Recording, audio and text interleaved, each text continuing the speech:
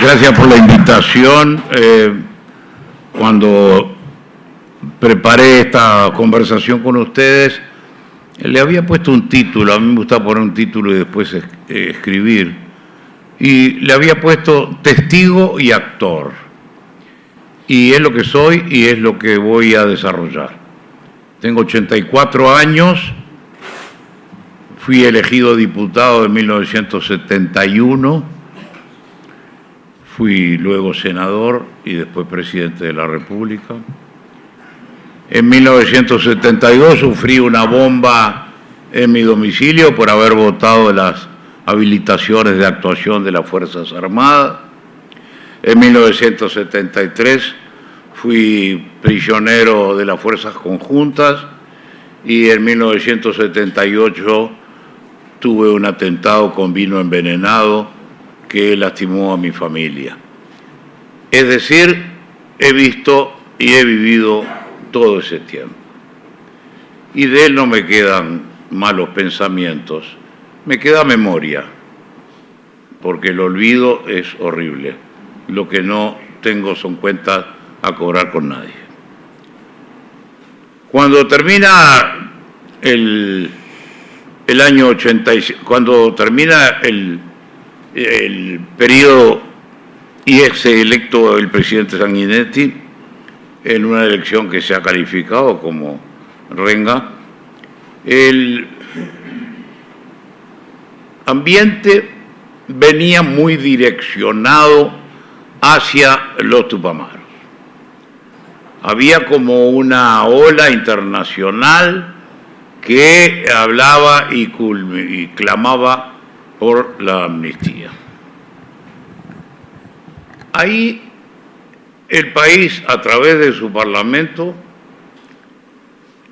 votó una serie de leyes que pretendían cerrar una etapa.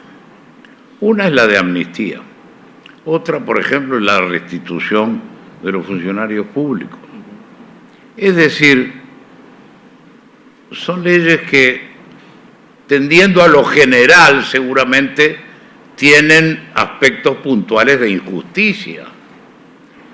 La ley de amnistía es tremendamente injusta en cuanto analizamos alguna de las conductas y vemos a sus autores hoy figurando en la vida nacional, en la vida funcional.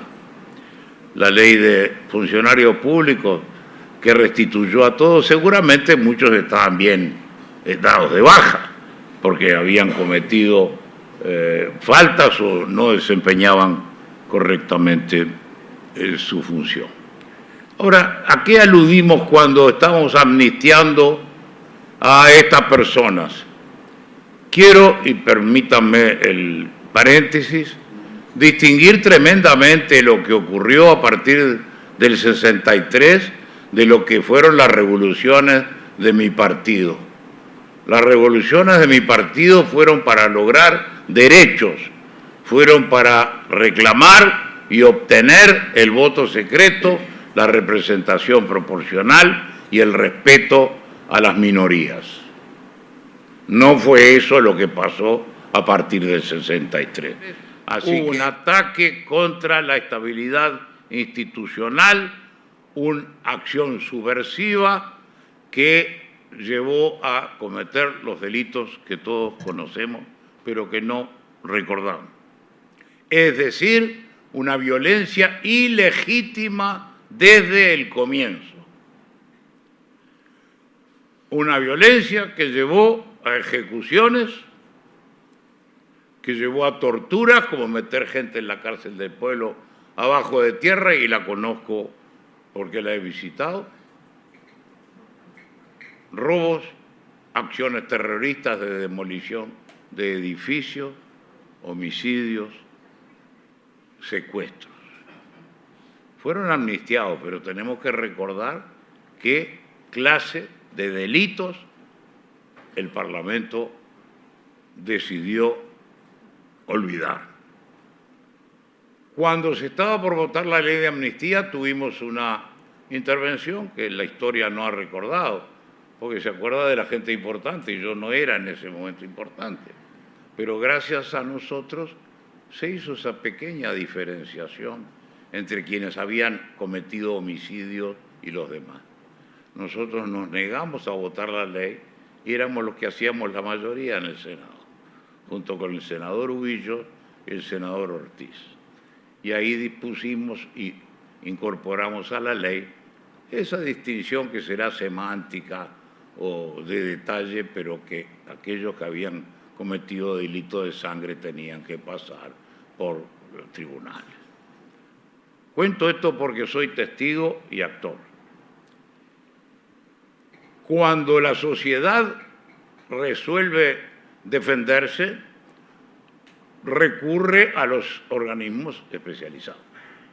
Primero la policía, superada la misma porque estábamos ante un enemigo muy inteligente y muy organizado, se incorpora a las Fuerzas Armadas, le damos la cobertura legal con la declaración de guerra interna, que votamos y seguiríamos votando en el día de hoy, y se produce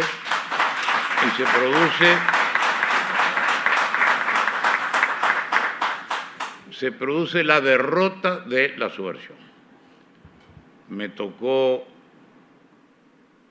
siendo diputado, preguntarle al ministro Volentini si había terminado, en mayo del 72 estoy hablando.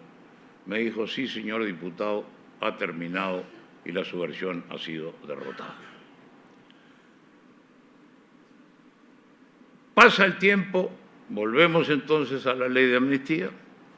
La ley de amnistía se vota y empieza el otro proceso.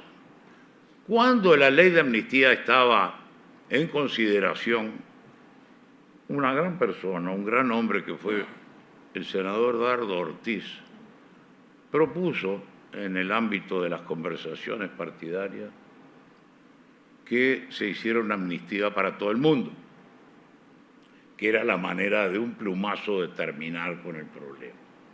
Y debo decir que no tuvo demasiado ambiente, pero que también algunos mandos sostuvieron que no les cabía el instituto de la amnistía desde el momento en que no habían cometido delitos. Historia verdadera de lo que fue y de lo que pudo haber sido. La ley de caducidad tiene causas bastante lejanas porque hay todo un proceso que habíamos encontrado en el enfrentamiento que queríamos terminar. En el Club Naval, dijera el general Sereñi, subyacente o sobrevolante, estuvo el tema de qué ocurría con la otra parte del conflicto, porque el conflicto era de dos y porque los que no habíamos participado en el Club Naval sabíamos que había un tema a aclarar. Debo decir que acá se ha mencionado con justicia la actitud de Wilson Ferreira al aprobar la ley de caducidad. También los herreristas la aprobamos y no estamos incluidos en el concepto de Por la Patria ni de Wilson Ferreira. Cuando se busca la vuelta, diríamos, no muy jurídicamente, en esto tenemos que, voy a citar a Mujica, ¿no? Lo político por encima de lo jurídico. Bueno, muchas veces tenemos que tener en cuenta lo político como un ámbito mucho más amplio que cuando tiene que bajar a la ley, que es más estrecha y debe ser acotada, se encuentra con las dificultades entre lo que se quiere y lo que se puede. Y de ahí surge ese texto. Martínez Turla era un hombre muy inteligente. Desde el punto de vista jurídico, el artículo primero de la ley de caducidad, en la facultad perdemos examen. En lo político es una obra de bordado en el cual, o detrás del cual, estaba la voluntad de amnistiar a la otra parte también. Y sostenemos los que allí estuvimos, los que estuvimos en la cocina, los que estuvimos en las tremendas horas que se vivieron, de tensiones, que fue una amnistía. Y es una amnistía. Y en esto se tiene que basar toda la argumentación que se pueda agregar. Ratificada, como se ha dicho acá, 2 veces por la soberanía, siempre se entendió que era para punto final. El artículo 4 se puso en algo que realmente no conozco bien por qué, sospecho, pero no lo voy a decir. Una especie de apelación a que el presidente, el Poder Ejecutivo fuera consultado si estaba incluido o no estaba incluido. Cuando se hacen estas cosas, se hacen de un tirón y no se le ponen matices. Pero las realidades, ustedes saben que son a veces difíciles de encajonar y de llevar adelante. ¿Por qué nosotros sostenemos que es una amnistía? Si el Estado resuelve no procesar, resuelve que se acabó, que se terminó, que caducó su pretensión punitiva, ¿qué queda de diferencia con una amnistía? Que en amnios es olvidar y en caducidad no se olvida, pero no se lleva a los juzgados, ni se condena, ni se procesa. Y ahí terminó el tema.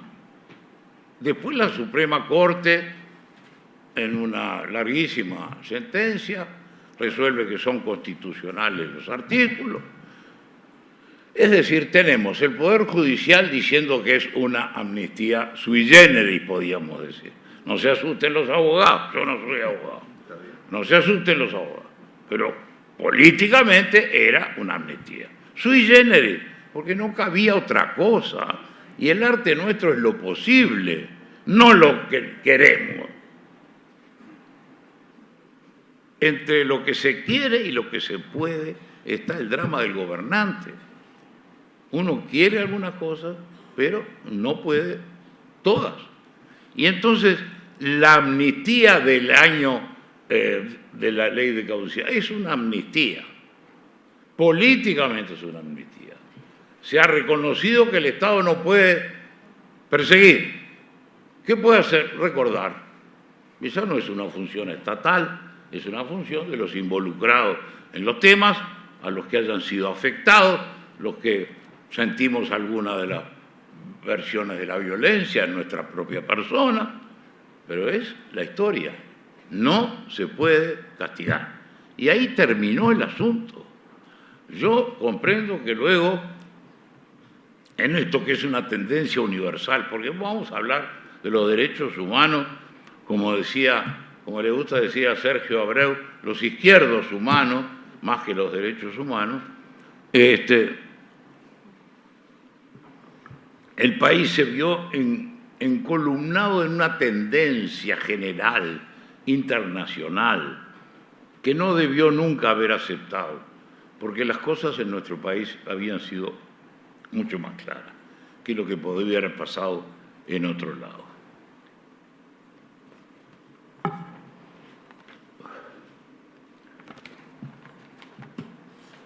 Hay una necesaria comparación entre los episodios que se quieren amnistiar en ambos casos. Repito lo del principio, la violencia de los Tupamaros, OPR 33 y demás, era violencia ilegítima desde el origen. La violencia de las fuerzas de seguridad, del ejército, de las Fuerzas Armadas, es legítima en el inicio. Puede tener desvíos, sí señor, pero tenemos un tema ético de origen.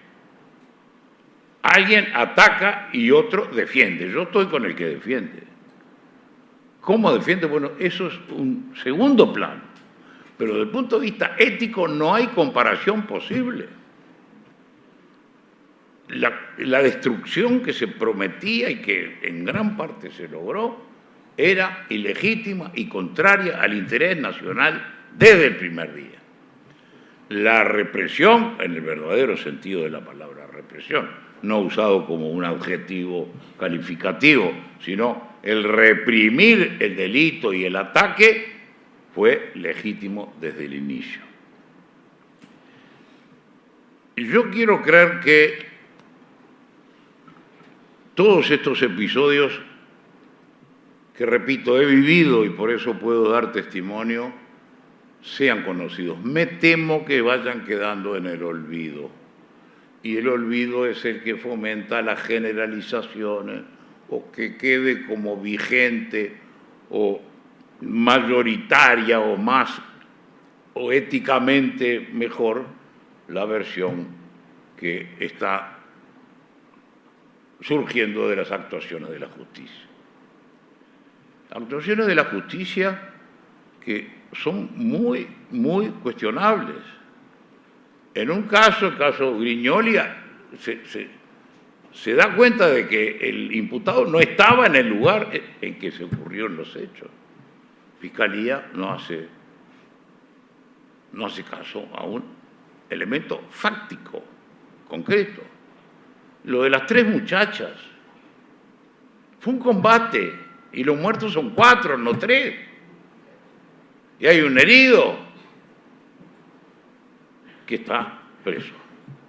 ¿Por qué? Porque eso se miró de otra manera. Y los hechos son un combate donde hay intercambio de disparos, hay granadas y da por resultado 3 muertes. Tampoco estaban jugando a nada. Era un combate a muerte. Días pasados me tocó decir que había que iniciar un revisionismo histórico en el Uruguay. Lo ha habido en el pasado, pero un revisionismo histórico, ¿qué implica? Implica que se cuente la verdad. El revisionismo histórico que se inició en nuestro país a partir de la labor del doctor Herrera y en el Río de la Plata, era para contar lo que había pasado realmente en la Guerra Grande, en la Triple Alianza. Ahora necesitamos que se cuente lo que realmente pasó. La dictadura no empezó en el 68, como se dice por decreto. Empezó el 27 de junio de 1973, pero a efectos quizá no del todo santos, se ha corrido nada menos que la historia. Y estamos juzgando episodios sobre una base no cierta, mentirosa o de verdad parcial, cuando la verdad era otra. Vale decir,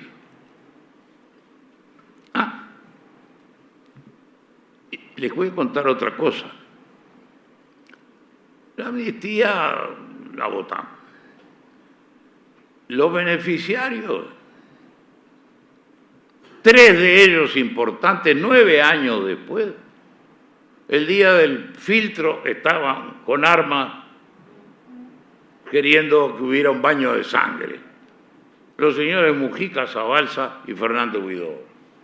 Esa fue la manera con que respondieron a la generosidad de la amnistía. No pasó nada, pero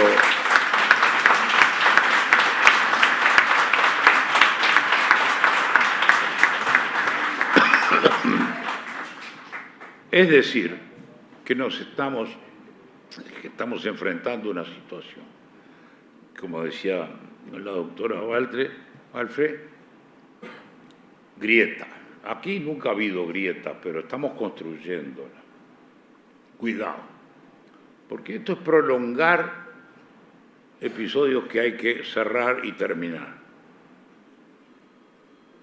A mí me parece que